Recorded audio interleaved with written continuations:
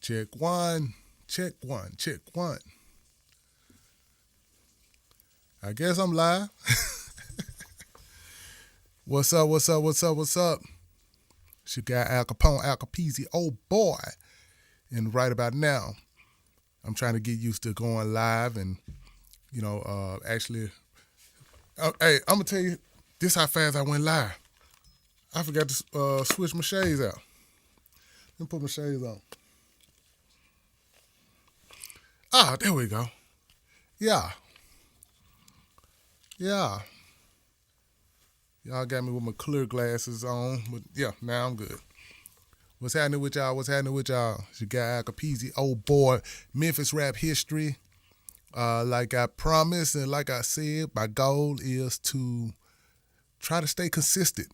Let me take that try out of. That's the reason why I'm going live at 2:30 again. I'm back at you, and we're going to stay consistent with this.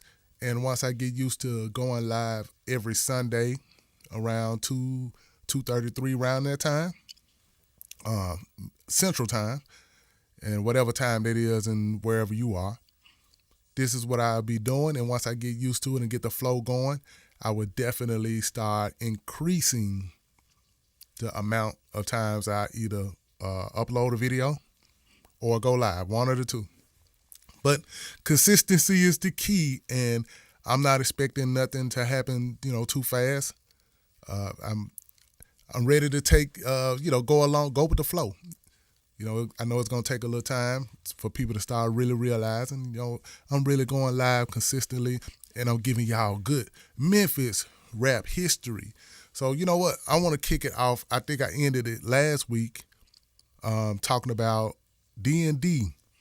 D&D is called Denim and Diamond. There was a popular one of the. Well, let's start back with the club scene a little bit more before I even get to D&D. Of course, if you're from Memphis, you know some of the early club scenes, and of course, I cannot name all of them. We had so many different ones, but I name a couple of popular ones. The earliest one was called Club No Name / Club Expo. I know that club was popping around the time when I was still a teenager and living in the Lamar Terrace projects, and I used to tune in to the radio to listen to DJ Spanish Fly and Ray the J.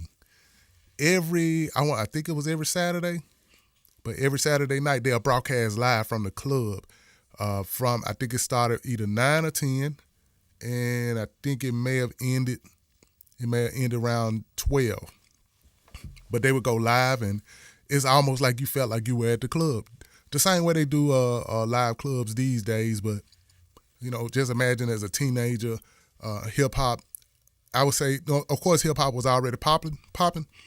New York was the most popular hip-hop at the time, but the West Coast was starting to gain some legs, you know what I'm saying? So that's when I first started hearing songs by Eazy-E and NWA, and I started really learning more about West Coast hip-hop outside of the early people like LA Dream Team and Bobby Jimmy and the Critters. Hey, trust me, it was a whole LA rap scene before NWA and Eazy-E. Of course, Ice-T, King T, and of course, and then, like I said, when DJ Spanish Fly and Ray the J were broadcast live from Club Expo / Club No Name. I had to say both of them because at one minute it was called Club Expo, and then another minute it was called Club No Name. But it was the same spot, 4069 Lamar. The same spot, all the hood, all the hood guys, and females, that's where they went to represent, being from the streets of Memphis or from the hoods of Memphis or wherever you was from. During that time when we would listen to that broadcast, we would hear Ray the J. Ray the J was the ultimate MC, and I'm not talking about a rapper. He knew how to control the crowd. MC, like Rakim said, MC means move the crowd. He did a great job MCing. He was entertaining. He was energetic. You know what I'm saying? He would say some outlandish things that, it made you want to tune in because it's like, I never heard. Number one, I hadn't been to this particular club at that time because I was a teenager at the particular time. But not only did you feel like you were at the club, Rated J, his energy was unmatched. You know what I'm saying? You wanted to tune in. And Spanish Fly, the mixes was, you know what I'm saying? He was playing all those songs that you technically would never hear on the regular radio, but you could always catch it whenever they went live. So, of course, every Saturday, and it was, I'm sure, anybody else that was in Memphis at the time, especially if you loved hip-hop in some kind of way, you always tuned in because you're going to hear a number of the exclusives, and you're going to hear Rated J talking, you know what I'm saying, cash money, you know what I'm saying? That's what he did, you know what I'm talking about? So, of course, that was one of the clubs that, you know, like I said, during my teenage days, everybody talked about. And at some point, it was this club on Beale Street. I was on Beale Street. Now, the club is called Studio G. But the background of Studio G, it actually used to be a theater. And it was the Muhammad Ali movie theater. I never forget, as a kid, my auntie took me and her sons to go watch a movie there. So, fast forward, as a teenager, it became like the first teenage club. And this was outside of, 21st Century Youth Club. 21st Century Youth Club was more of a place that we went to as rappers and DJs and, you know what I'm saying, not necessarily for the club vibe. It was more of a place that we can express ourselves creatively. Studio G was actually a club. It was a place where teenagers went to you know what I'm saying, turn up and have, you know, listen to good music or whatever the case may be. And that club, like I said, it used to be Muhammad Ali Theater when I was a kid, but as a teenager, it became Studio G. And before it turned hood, it really was considered what we call the prep club. And the prep club was, I guess, they're not fraternities like in college, but they were that for high school. So that was the place that it really started with them there. You know what I'm saying? All of those, what do they call them in high school? Whatever they called them in high school, but it was like fraternities and sororities, but the high school version. They started out going there first. So, you know, being from the Martyrs, we would walk from the Martyrs to Beale Street. And as a teenager, you know, I went to Central High School, so we knew a lot of those prep clubs, and we knew that they would go down there and turn up. So, you know, from the hood, we were like, you know, let's go down there. And, you know, again, I remember being a prep club first, but it eventually turned hood because think about the fact that all the projects was like right up the street. You had Foots Home, Fowler Home, Claiborne Home, Lamar Garden. Lamar Terrace actually was a little further. We still walked there, you know what I'm saying, to you know, get to the club or whatever the case may be. But you had all those clubs, and projects. Those were the projects in South Memphis. Foots, Fowler, Claiborne Home, Lamar Garden. They were like some of the closest projects out of South Memphis. And then in North Memphis, you had Dixon Homes, Hurt Village, projects like that. So I think about those particular projects being so close to Beale Street, more and more the hood started gravitating to Studio G, and then eventually it became a hood club. Of course, that's where a lot of us got our starts at. You know, myself, A-Ball and MJG, Skinny, a little before Skinny Pimp, but Skinny Pimp ended up being one of the ones. DJ Squeaky was DJing. Zerk was there. A guy by the name of Rated R. He used to be there with Squeaky at sometimes. I hate when I start trying to name people because it's hard to remember everybody. Shout out to SMK, Gangsta Pat, Pretty Tony, and the list goes on and on. So it became a hood club, and that became the spot that we would go to you know what I'm saying, to start pushing our music. But before we started pushing our music, we just went to the club to turn up, gangster walk, you know what I'm saying, getting bucked, and, you know, it was a good time. So After Studio G, then it just became all kinds of clubs coming after that. Club Memphis was also a popular spot in Orange Mound. I see somebody chatting. Let me see. Hold up. Let me remember where I'm at, y'all, because y'all know I started chatting with y'all. I forget where I'm at. Let me look at this chat. Let's see. Where we at? Yoski. First and foremost, Grant Watson. You're the man. Oh, boy. What's up, man? What's up with you, Grant? Celsa, what's up, homie? See, I'm in the house, my brother. He's the hardest working man in business. Great knowledge and history. Yes, sir. I'm back down memory lane, man. You know what it is, bro. You know how we got down. Track man, what's up, man? I see you tapped in. What's happening? Yoski, what up? What is it? What it do, OG? Keep up the amazing work, man. I appreciate y'all tuning in and appreciate y'all, you know what I'm saying, chatting with your guy. But back to where I was at, because all of this is going to lead up to me showing the footage to D&D, Denim and Diamond. But I'm just giving y'all a little brief idea of what the club culture was that led up to D&D. So, again, Studio G was the popular spot, and it actually became the staple. You know what I'm saying? At some point, it turned into, the name was called Club 380, and the reason why the actual address was 380 Beale Street. So it was right there on Beale Street. And the crazy part about Studio G, a lot of fights and stuff happened at Studio G. Like a lot of the songs that, you know what I'm saying, we're talking about, you know, things that happened, you know, in the club and then came out the club and you know, whatever happened, it was at Studio G during that time. But the crazy part is Beale Street, a lot of people used to make it look like the Studio G and the rap club is giving Beale Street a bad name. But then I looked at the history of Beale Street. Beale Street was always known, this way before rap came in the game, Beale Street was always known for violence and craziness. You know what I'm saying? It was, and it goes that the stuff that they were dealing with on Beale Street, it dated back to like the late 1800s. You know what I'm saying? In the early 1900s and leading on up through the years. So Beale Street already had you know what I'm saying, this stigma of where the hood and the gangsters and folks came down there and violence happened.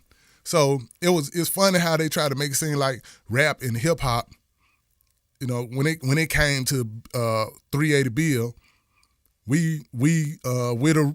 that gave Beale Street a bad name. Beale Street always had a bad name. As far as, you know what I'm saying, the history of Beale Street eventually got cleaned up, and now it's a tourist site, but it's still stuff that goes on. But my point is, it was about that the whole time. You know what I'm saying?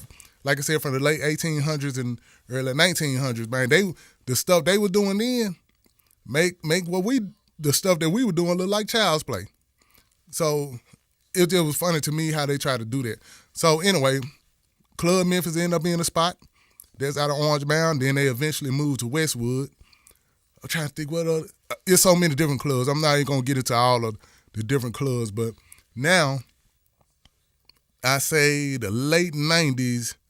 DJ Howard Q can explain this a little better, but the late 90s, D&D ended up becoming popular. And it's this thing they call parking lot pimping. A lot of people get in the club, but there's a lot of people that just hung out outside. Cars riding around, what we call flicking at the time. You know what I'm saying? Females walking around. It was like a whole different party outside in the parking lot. And you call it parking lot pimping because, you know, we young. You know what I'm saying? Young dudes trying to get at the women, you know what I'm saying? Women out there turning up or whatever the case may be. And this for everybody that didn't make it in the club. And the club was always super, super, super packed. And it was in this huge parking lot. So I don't even think that a club like that with that many people in the parking lot, I have a feeling that wouldn't work today. I have a feeling, and it was crazy stuff that happened then, but I think today the violence would be on a whole different level. Of course, you know, everyone knows, you know what I'm saying, the gun violence is on a different level now. So the fact that we were able to, you know, live in a time where it wasn't that much. It was some stuff that happened, but it wasn't so crazy to the point where, you know, you almost say, man, I'm not going. Because you almost guaranteed to maybe not make it. So it was a cool time. So I'm going to go ahead and play some of this. Trelly, what's up, man? You know I'm out here, boy. My guy. All right, listen, let me get my stuff together. Let's go to D&D, which you got Alcapeasy, and hopefully this audio. I'm still trying to work this out. Oh, Trackman pointed something out to me last week, and he showed right, and I didn't get a chance to fix it yet. But as you can look down at the bottom, it says like, and it should say, well, you see like, you see akmemphis.com, that's my website, and you see what should say subscribe. Thank you, Track, for pointing out the fact that I left the S out. It says, I can't even say it right, subscribe. Subscribe. So, hey, please like and subscribe. Subscribe. I can't even say it right. Do that for your guy. I'm gonna fix that, though. It won't happen today, but the next time I go live, you'll be able to check it out. But we're going to go to D&D as you like and subscribe. Let's go right here. Let me get to my, hopefully I do my transition right. Boom. Boom. There we go. So we're going to go to D&D, and hopefully the audio is decent enough for you to get a dose. Parking Lot Pimping. This is $19.99. And like I told y'all last week, I just did a deal with E40. Shout out to my homie in the Bay. And I got my E40, my Going All Out shirt on for that album that came out. And we hanging out in D&D parking lot. And here you go, man. Just imagine yourself at D&D in 1999, Memphis, Tennessee. This how it went down. UGTV, baby. Y'all see the business? Niggas bouncing, jumping, flicking, doing this damn thing. You know the business? You got it. What's up, baby? Scott and Kapone, UGTV, down here at D&D. You know what I'm saying? Hanging out with y'all name? All right, dig that. We just at D&D hanging out. You know what I'm saying? Be on TV, baby. Next week. It's all good. Check us out. UGTV. You know what I'm saying? Doing it in the industry pretty soon. Mike P, baby. Mike P. Mike P. It's all good. D&D. Yeah. Don't look like that. Get him.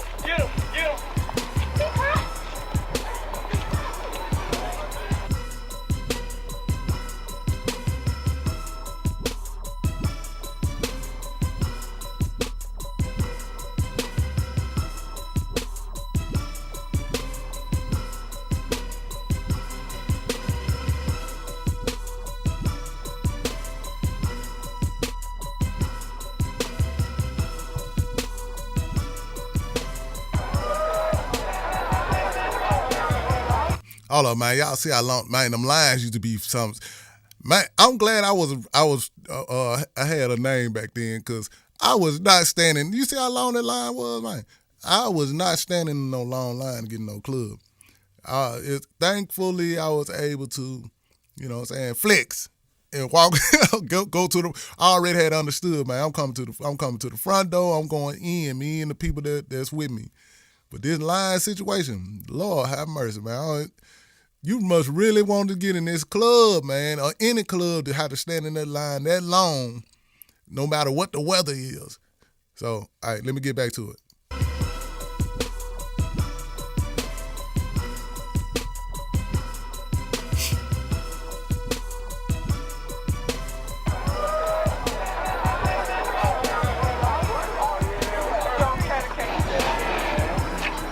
Hold on, walk slowly.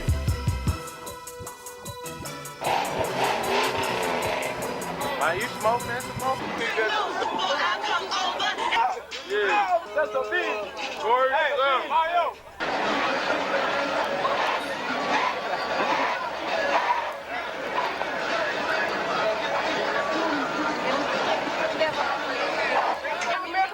Here you go, right here.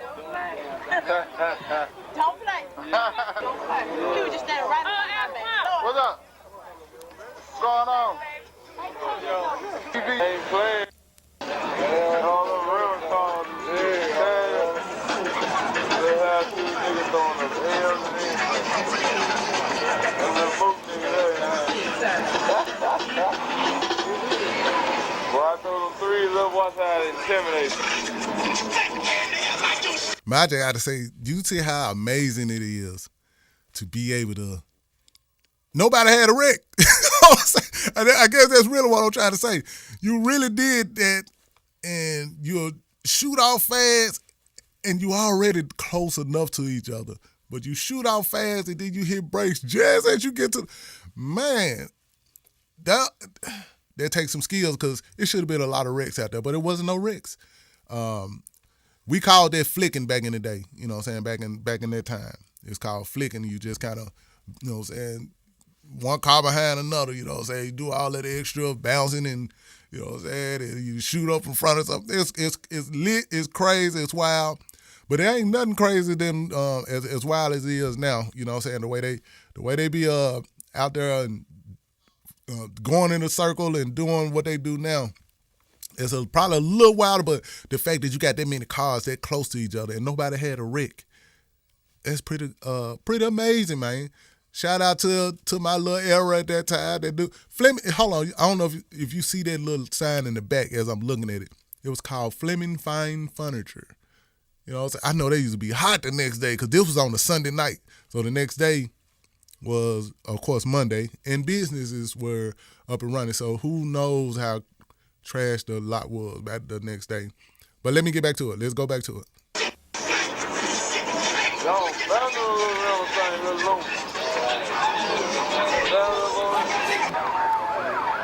This is what happened when the popos come and shut down the lot at Denim and Diamond. They shutting it down. They can't stand to see the brothers and the sisters out. Yo, what's up? Scarface Al Kapone. The police just shut it down here. We finna get on down because these popos, man, they flashing hard, dog. Outie. Check us out next week. We out. UGTV, baby. Hey, that was the show. UGTV. So yeah, that was a little good old Memphis flick. And hold on, hey, let me get back. I'm not. Flo, what's up, homie? Old boy, what's going down? Yeah, man, we growed up now. we are now grown up. Who that boy Juan? What's up, homie? What's going down, man? I appreciate you tuning in and checking me out as I talk about some of this good old Memphis rap history. And as you saw, we was at D&D, the actual footage from 1999. Y'all saw the young Al Kapone, and we were just out hanging out. My cousins, the Taylor boys, they was with me, Cocaine Wayne and Taylor boy, and hey, that's what it was at D&D back in the day, man. I hope y'all, who is that? What's up from Bombed Out Bay? What's up, my guy? 707. Hold on, ain't that Vallejo? It's 707 Vallejo. Because it is, you know, y'all already know that fam bam, you know what I'm saying? Throw my V up for Vallejo, if there's Vallejo. Hopefully it is 707 is Vallejo. Shout out to the Bay, man, the Bombed Out Bay. Oh, my God. I'm so... Oh, no, okay. I thought I was wrong. That boy Juan said much love from Houston, Texas. H-Town, it goes down. Man, I ain't gonna lie, back in, let me see, when was it? Like 92. I went to Houston to hang out with Ball and G. That was right when they was working on the Coming Out Hard. It probably was 91, but they was working on the Coming Out Hard album. 707 Vallejo, yes sir. You say you from west of Vallejo, and I'm not even finna attempt to say that name because I'm gonna say it wrong. So hey, it's Petaluma. I'm gonna say it wrong, so I'm not gonna even try. But anyway, 91, 92, when Ball and MJG was first working on Coming Out Hard, I went to Houston. This when another Lyrical Drive-By was popping off. And Man, I just remember. This the funny part. This was before, of course, Houston knew about Chopped and Screwed. I didn't know about Chopped and Screwed then. So I'm out promoting my album, and I'm at this record store, and they was playing my music, you know what I'm saying, with the speaker outside the store. And I just know it kept playing, it was playing slow. And at some point, I'm like, I think y'all, it was a tape player. I said, man, I think y'all tape player broke. Because the music playing, I said, the music dragging, man. Y'all tape player is playing slow. They like, no. This how we like to listen to it. Man, I never get there because I didn't know. I didn't know nothing about Chopped and Screwed or none of that. I just like, man, why is my music dragging, man? Y'all trying to sabotage, but y'all must don't want nobody to buy it. Y'all playing it slow. And, I mean, it's playing slow. What's wrong? Anyway, that was a good memory of mine in H-Town, man. Of course, I got a lot of more stories to tell about, you know, saying those trips and everything, but I do specifically remember finding out what Chopped and Screwed was. That's how I found out. I got some people talking to me right now. Let me see. DQP, the D&D, I was in the 7th grade at Wooddale Middle and living on South Mendenhall in the Aspenwood Apartments at that time. Okay. So y'all had Mendenhall and Winchester jumping that night. You sure ain't lying. It was too lit. For real. Memphis marketing team, what's happening with you? Man, KP, what it is, baby boy. Brett, I'm just gonna call you Brett, man, because I don't want to mess your name up. But Brett, what you say? I made that Showdown cover for you. Oh, for real? You the one did that? In high school? Wow, I didn't know that. You did that, my guy. That when Mr. Ski showed me that album cover, I was like, man, that John Hart. I thought he did it. I thought because he made covers and Mr. Ski did everything. He made covers, he mixed, mastered, he made the beats. Of course, he was a dope MC. So I didn't know, Brett. I didn't know you the one did that. Shout out to you. Spartacus, what's up, man? Appreciate the love, homie. One love for that. All right, so let's get back to so I just gave y'all a little history on D&D and just the club scene in general. We talked about a little bit of H-Town when I first found out about Chopped and Screwed because I thought they tape player was broke and my music was dragging. Let me see what else I can get in here. I ain't gonna do no super long live this time. I actually wanted to do it so I could start getting into the habit. And matter of fact, shout out to my guy, Trackman again. We will be getting, man, well, I can't never think about when it's time to name the name of the pod. I can't never think. Man, what you think? That's the name of the pod. Man, what you think? It's we like I told y'all last week, we do have some episodes that we did about a year ago, so they still up. Me and him are in the process of getting that back going, and we'll be talking about a lot of current events. You know, I'm specifically focused on Memphis rap history, but we'll be talking about a lot of current events on Man, What You Think, to see what you think. And shout out to my homie Trelly. Y'all check out Only for the Real. They got a lot of good podcast stuff up there, talking about a lot of good current stuff from the, in my opinion, from the point of view of some young folks. And I think that's really cool. So let me see. I want to pull this particular, let's see. Let's pull up me and DJ Squeaky. Yeah, man, it's Al Capone, Al Capone. Let's pull up me and DJ Squeaky. With my guy. Hold on. Oh, yeah, man, it's Al Capone, Al Capone. Oh, boy, with my guy. Go back. There we go. DJ Squeaky. Right there. Hey, man, you know we go back, you know what I'm talking about? And could you do me a quick, tell me a little something about, from what your point of view of the early days of Memphis rap. You know what I'm saying? What you saw going on and what inspired you and all that, the early days. Early day, I think I like about the early day was the fans. Cause we went to the club. I DJ'd at the club. I made the music at the house. And then when I go to the club, the fans love the music. And we gangsta walk all night long. So get what? Gotta go back to the studio. We gotta keep making some more songs. Cause you know why? We gotta go let the fans hear it. They all right. We catch that time. Man, you catch it. We got plenty of time. Man, outlaw, man. I'm blocking Squeaky face like I'm a... Is this so I can fix where I blocking his face? Because I am blocking his face. Probably not. Probably not. So that means I can't do this one because this is the one I really wanted to do. Let me come up off of this because I really want to take y'all back on this particular one. Let me see if I can pull it up. Let's see what happens. I think it's still blocking me out. Let's see. If it's blocking out, then I'm gonna have to come back to it. Yeah, because you can't see Juicy J, Big Trees. You just see me. Yeah, that Juicy right there. This was 1999, actually. Project Pat. 1999.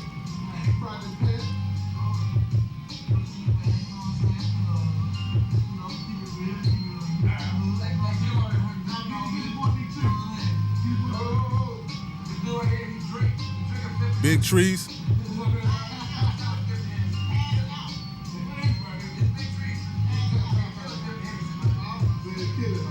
Hold on, let's see.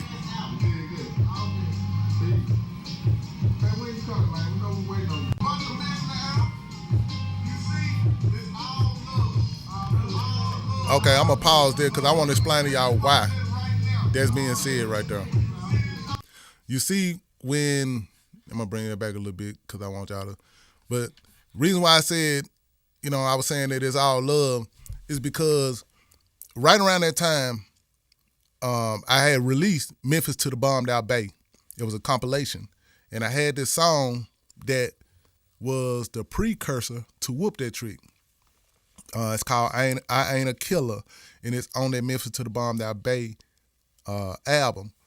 And I started it off by saying I really was shouting 3-6 Mafia out in it, but some people was I got wind that some people was telling them that I was trying to diss them in that song, and I was shouting them out. In my way, I thought I was showing love, but people was trying to, you know how folks get, what I'm saying? They'll run with something and then they'll start telling somebody this is what's going on. Before you know it, they'll create a beef. It wasn't even a beef, but they create one. So this is when they were shooting, 3-6 was shooting the video to Player Why You Hating. The Hot Boys was there. I got some other footage where I'll come back and show that, but right now, the Hot Boys was there, and I was in their van. I think I don't know if that was a Sprinter van or whatever, but I was in their kind of van bus, in 3-6 van bus, and I had this show at the time called UGTV. Used to come on Channel 17 every Saturday. Shout out to my guy, LC. He's the one that created UGTV. Then he passed it on to me. And at some point, I actually passed UGTV on to Joe Young Spike. He was Joe Gotti at the time. But okay, UGTV. So I'm out there with my cameras, capturing footage for UGTV. So I felt like it was a good time to address what people were saying and trying to make it seem like I was trying to, that I was dissing 3-6. So that's me on the bus, actually bringing it up. Sometimes I think about it, I'm like, it was just me and my cameraman. So if it really was a beef that I didn't know about, we were totally outnumbered. We were on their bus. We were outnumbered. But it was, again, as you can see, it was love because I actually, came to them and, brought it up to let them know that, saying that this ain't what that is. In case it is being looked at like that, let's talk about it. You know what I'm saying? Instead of just letting it be out there floating in the air and people adding on to it, and before you know it, it really become a beef that shouldn't have never happened. I felt like it was the right time to just go ahead and address it and have it, speak to them about it. And we cleared it up. Luckily, I had the video camera going, and that camera is, listen, the type of cameras we had back then, it actually had VHS tapes in the camera. That's how big the camera was. It was a whole VHS tape in there recording. So I had the camera there and was able to, ask them right then. And, we cleared it up like most people should do when there's beef going on. it's normally best just to go and clear it up. And then, you know what I'm saying, it's all good. But here we go. Let me play it now. I just wanted to make sure y'all knew what was going on at that particular moment. I am coming to the, basically saying something about the beef. So here we go. Oh, I had gold teeth too. Back then, I was the black brother with gold teeth. I started out with a nouveau curl, but of course my haircut at this point. In the early 90s, I had a long curl. Then I had the plaits or braids, whatever you want to call it. Then eventually I cut it off. But I still had the gold teeth. I miss my gold teeth. I miss my gold. I'm about to bring my golds back. Here we go. Bring that back a little bit. God damn, that ain't how it's supposed to start. Yeah, that's why I said, you see people out here trying to put a bunch of mess in the air.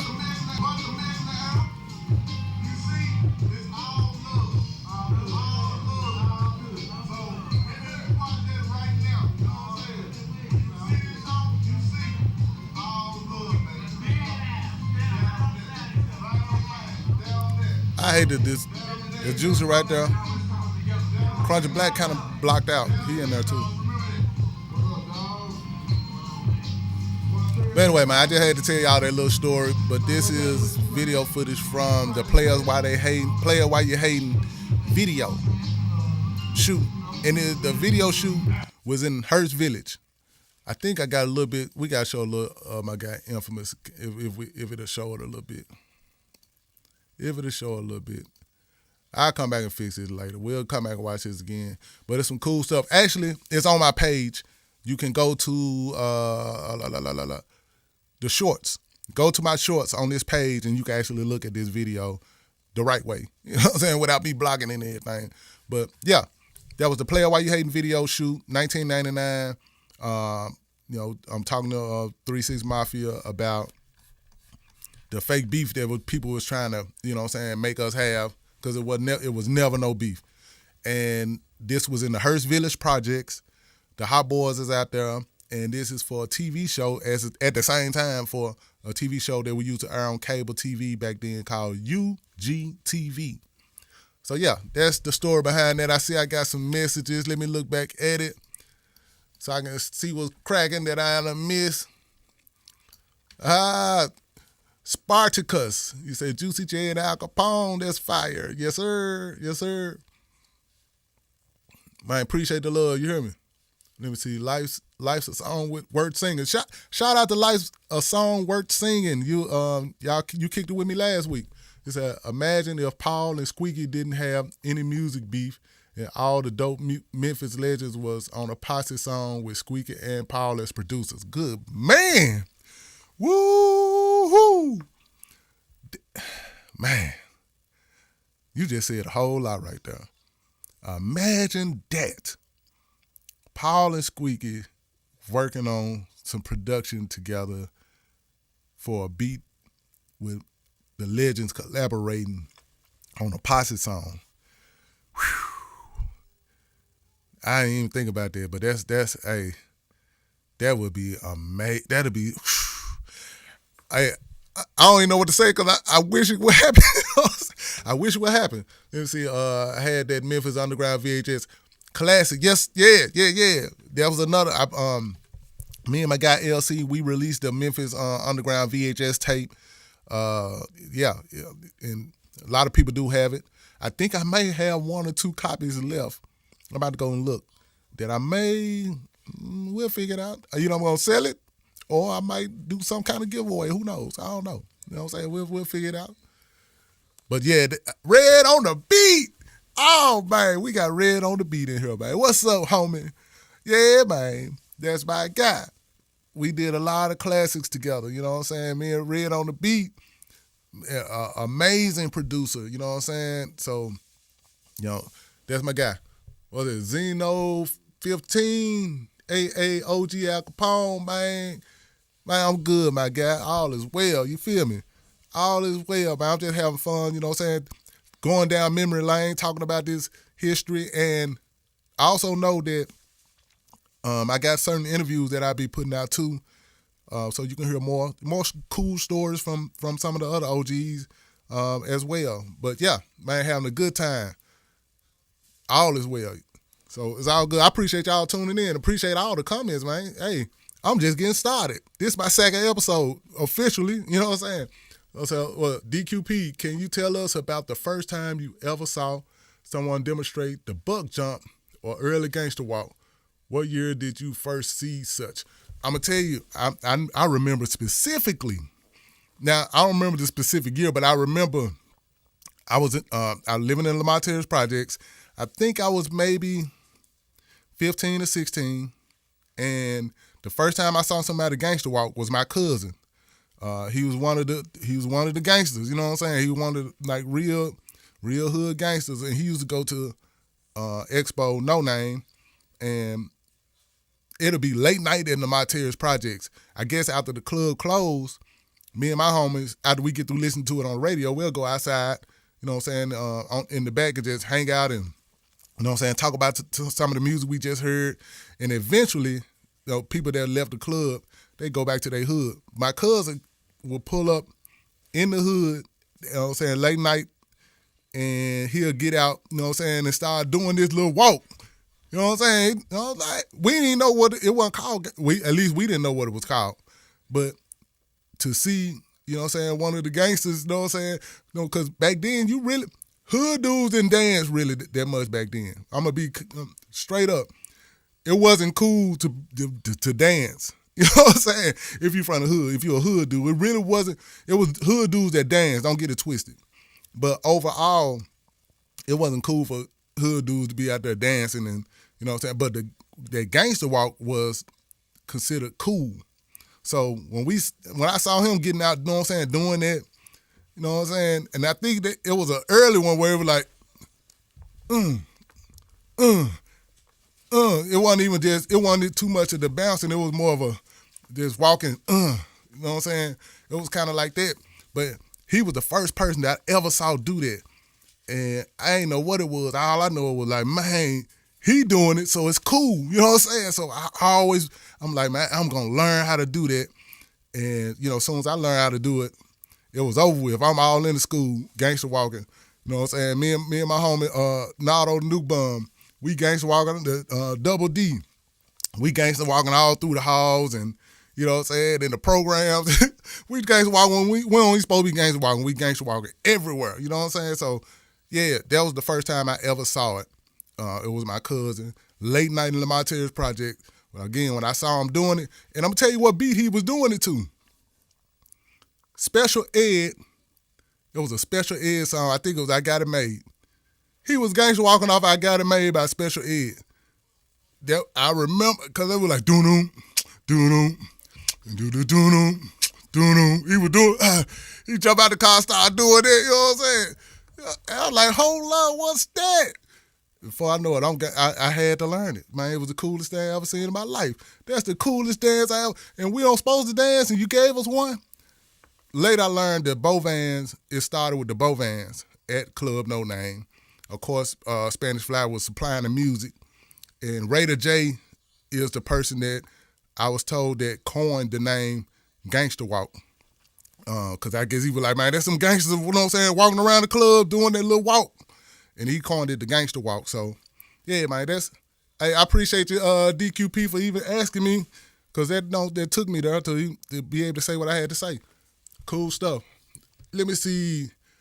That, man, I'll be having some very creative names.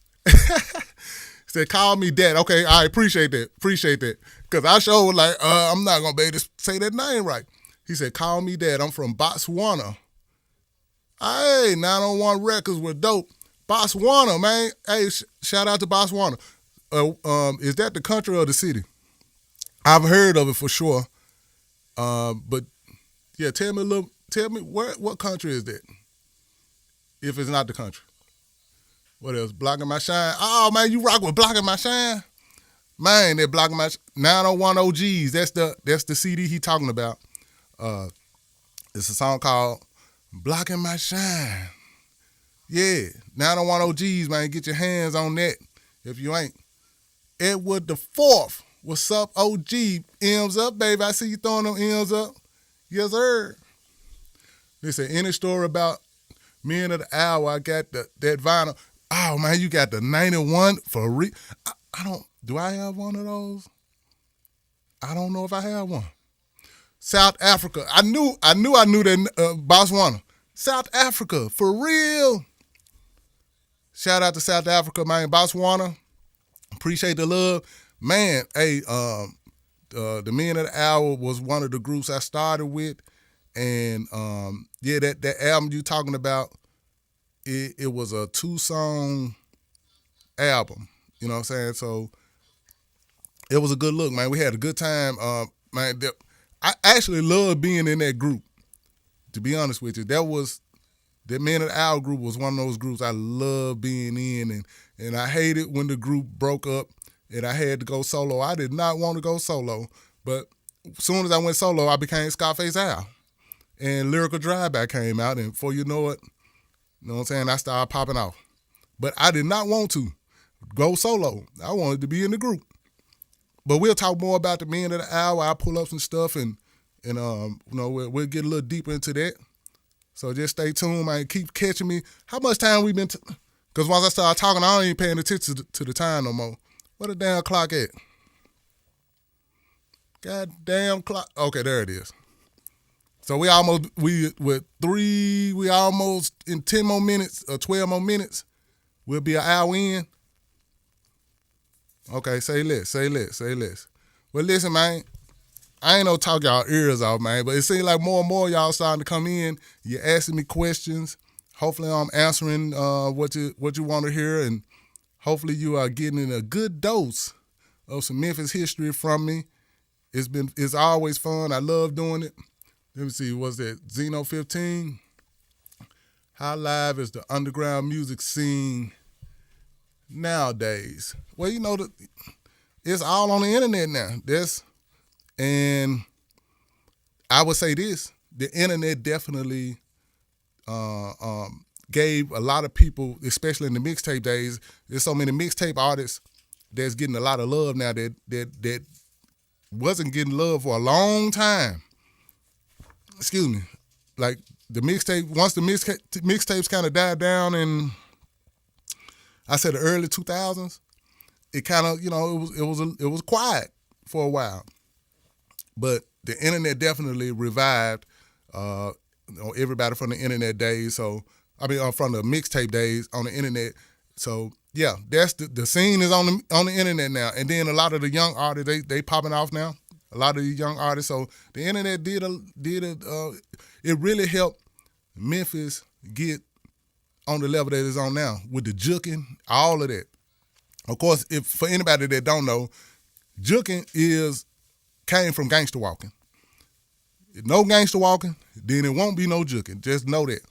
But we love what they doing with the juking, man. The juking went worldwide. So shout out to everybody worldwide that's representing that Memphis juking that came from gangster walking. We appreciate the fact that Memphis is getting the type of love that it never got thanks to the internet on the level that it's, let me make sure I'm clear when I say this.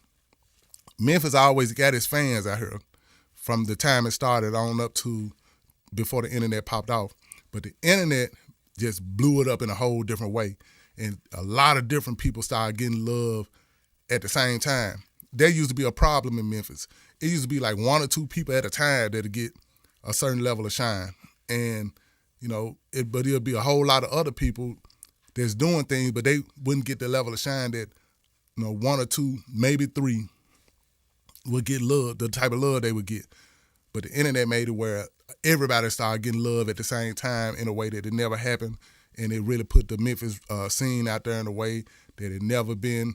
Of course, if y'all familiar with funk, you know what I'm saying? Shout out to all the funk artists out there that's representing that Memphis, you know what I'm saying? You know, representing that whole Memphis thing. So, wait, shout out to the internet. Let me see, DQP.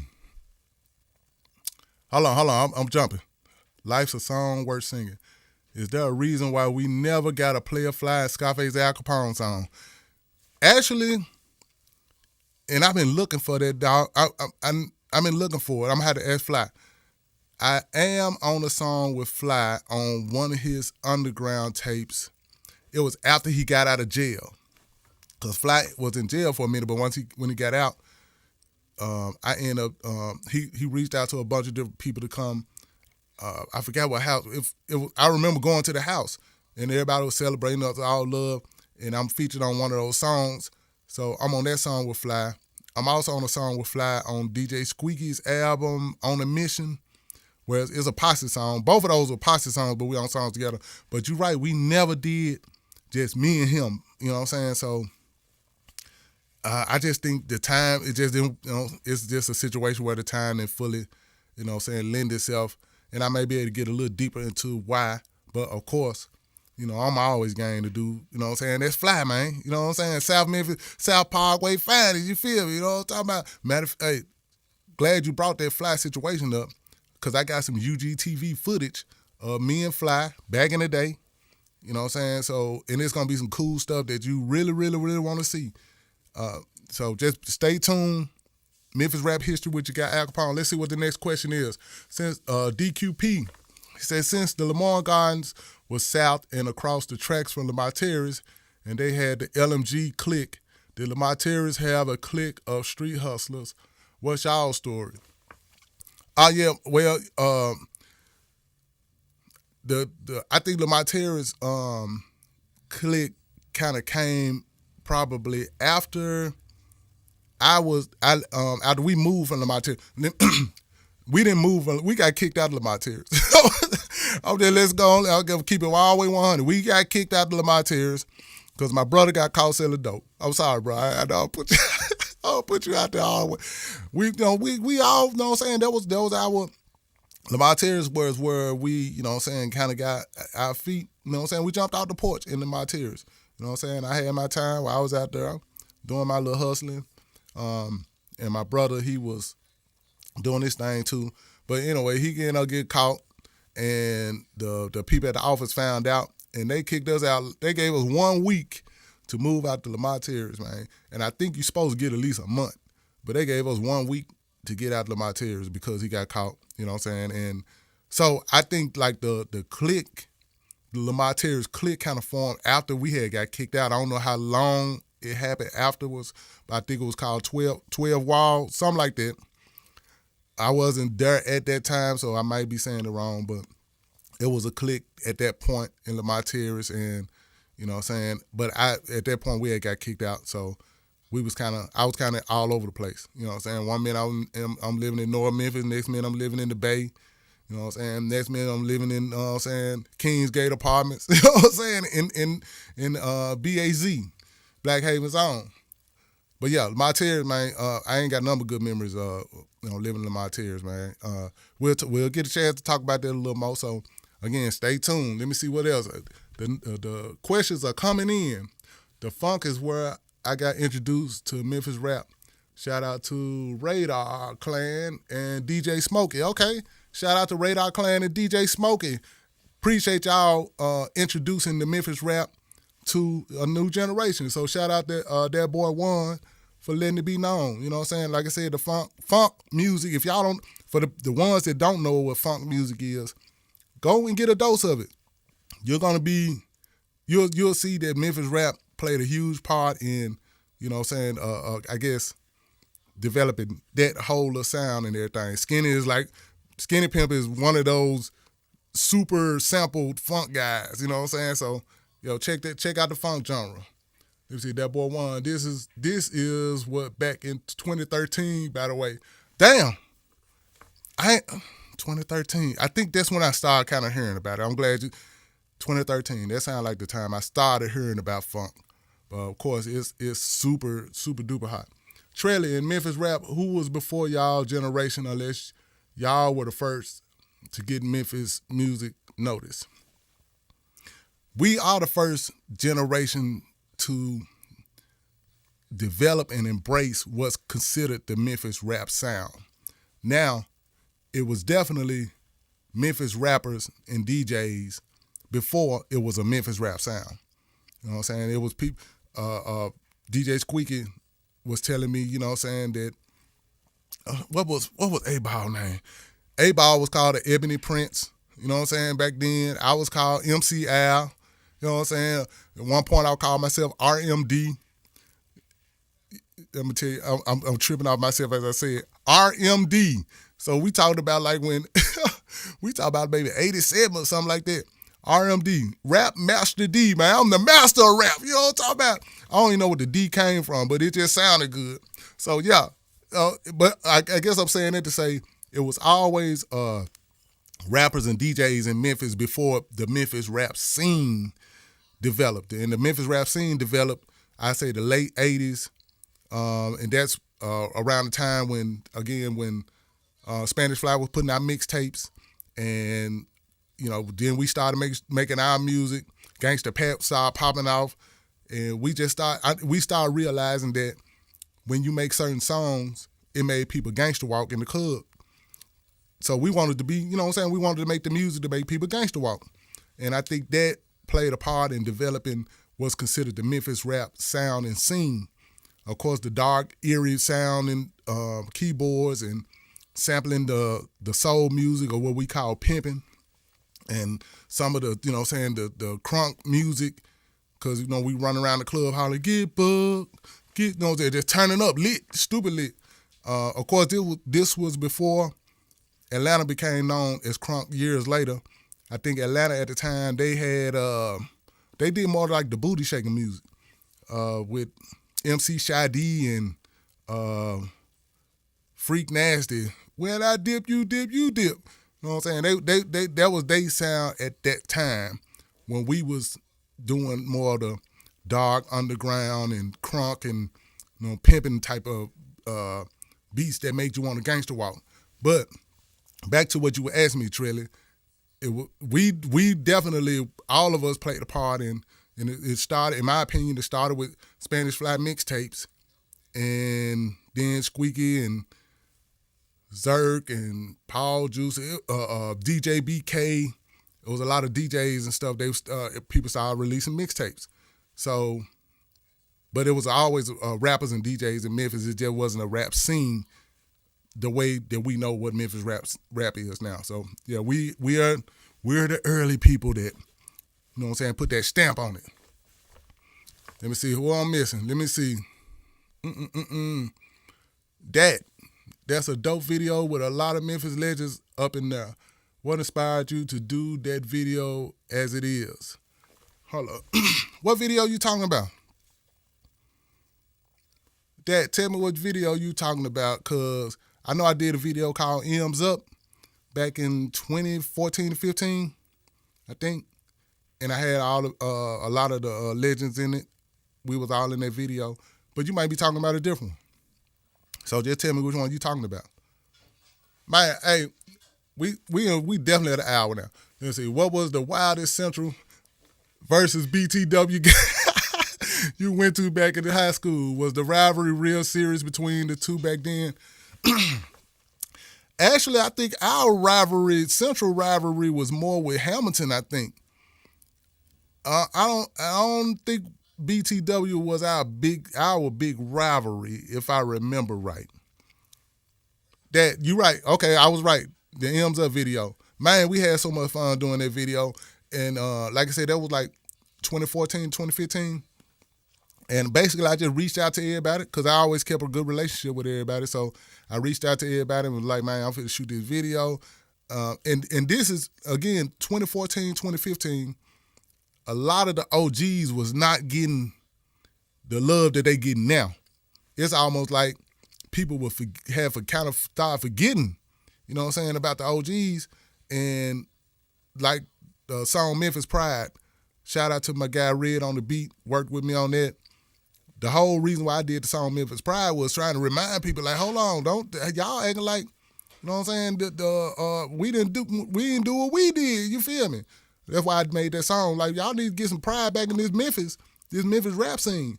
So right after I did Memphis Pride, just trying to remind people, then I did the M's Up song. I was like, man, okay, on this song, I'm going to do a video, and I'm going to get them all in the video. So DJ Spanish Fly, Zerk, Tommy Wright III, Squeaky. Man, I'm going to have to go back and look at it to remember everybody that was in it. But, man, it was we all met at, what club was it? High Tone, Club High Tone. We all met there. Shout out to my homie Skinny at the High Tone.